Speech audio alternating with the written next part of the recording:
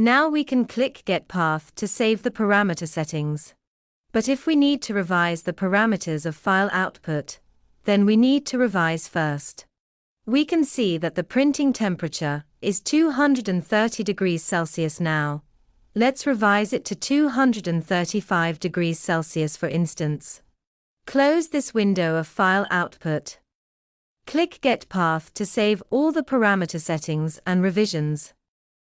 Click File Output again. Save the printing file in G-code format.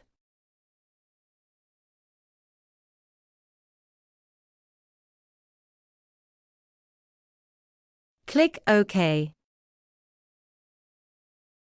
Now we've got the printing file in G-code format. Click 3D Preview.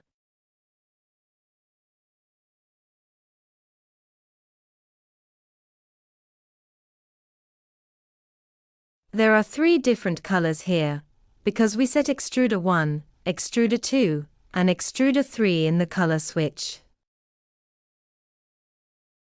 Click Temperature.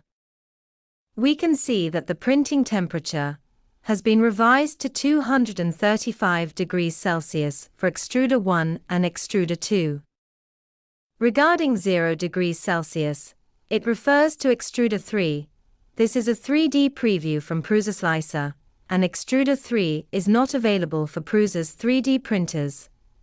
So it always shows 0 degrees Celsius for our Extruder 3. But don't worry, the real printing temperature for Extruder 3 is 235 degrees Celsius in this case.